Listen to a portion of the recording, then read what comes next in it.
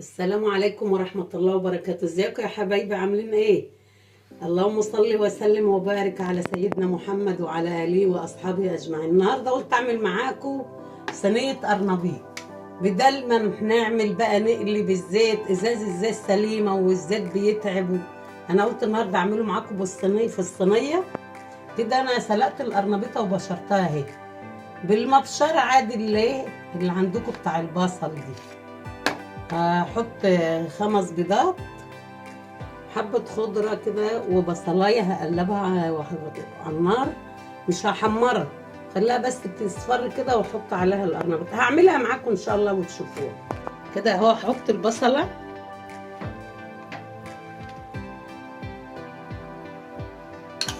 هقلبها معاكم. لقيتها حاجة احسن من لما تحطي بقى نقلي بالزيت وبيتعب، فايه قلت لا نعمل التجربة دي معاكم وان شاء الله تطلع كويسة وهايلة معاكم. كده البصلة بس تصفر وانزل عليها بالقرنبيط. كده البصلة خلاص اهي، هنزل عليها بالقرنبيط تقليبتين كده مع القرنبيط وارفعها بالقرنبيط. نزلت معاكم بالقرنبيط، هنقلبه بقى تقليبه كده معاكم ان شاء الله تطلع ايه تحفه باذن الله.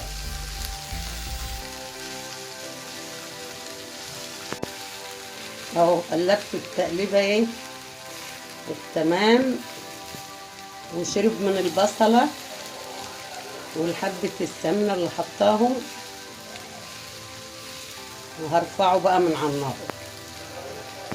هكسر البيض بقى في البوله. انا نسيت اقول لكم ان انا بحط 3 معالق دقيق عشان يربطوا البيض مع القرنبيط، مع معلقه بيكنج باودر عشان تخليه كده يعني يعلى لفوق ويبقى هش وحلو، ما يبقاش مفتوح.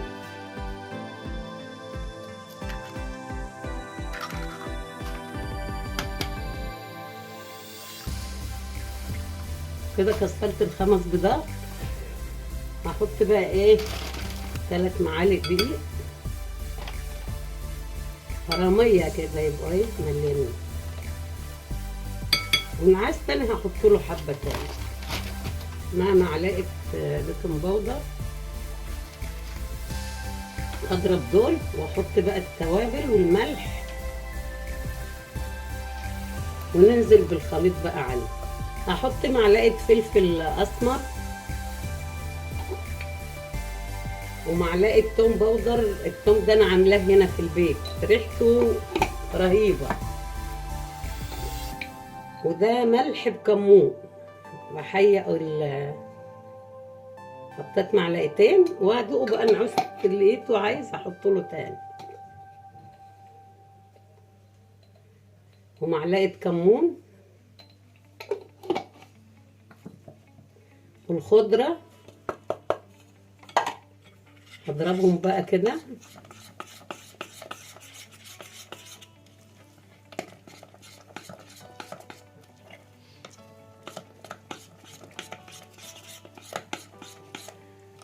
الخضرة برضو بتديله طعم وريحة حلوة.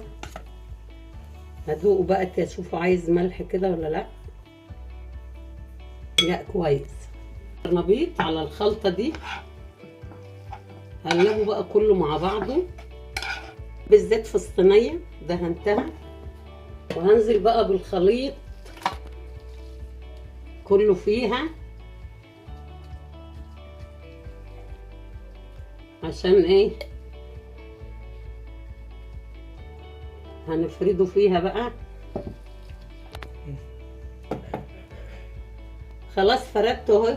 دي بقى نسميها كيكة القرنبيط، هتبقى ان شاء الله جميلة باذن الله.